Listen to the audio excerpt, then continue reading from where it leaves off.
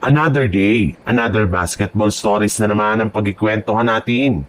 At ngayon nga ay ang pag-uusapan natin ang pagbabalik ni LeBron James sa Los Angeles Lakers at ang game preview ng laro ng Golden State Warriors at Portland Trail Blazers.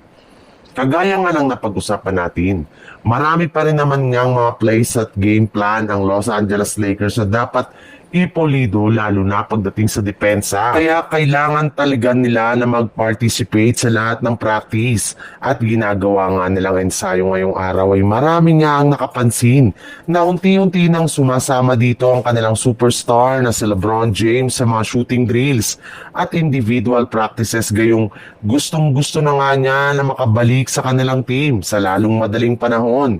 Pero kagaya nga ng naibalita, isang buwan pa nga daw itong mawawala sa Lakers dahil sa tinatamo niyang injury.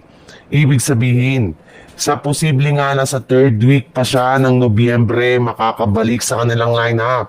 Kaya habang wala pa nga si LeBron ay kailangan pa nga na magtiwala sila sa kanilang mga players na sina Luka Doncic at Marcus Smart na pareho ng maglalaro sa kanilang game bukas ng umaga laban sa Phoenix Suns.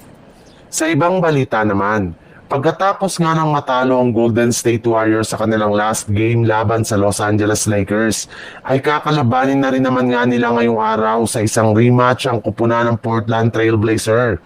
At bago pa man nga magsimula ang kanilang laban, ay inanunsyo na nga ng Warriors na hindi nga dito maglalaro ang kanilang mga players na sina Jimmy Butler, Draymond Green, Alex Toye, Seth Curry at maging si DeAnthony Milton.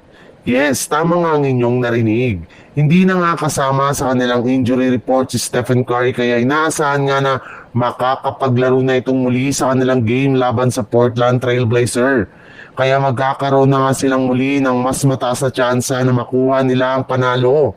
And speaking of Blazer, hindi rin naman nga dito maglalaro ang kanilang mga key players na sina Toumani Camara, Matisse Thybulle, Robert Williams III, Scott Henderson at si Damian Lillard. Kaya sigurado nga nakakayanin talaga ng Golden State Warriors na maiangat sa 3 wins at 1 loss ang kanilang kasalukuyang record.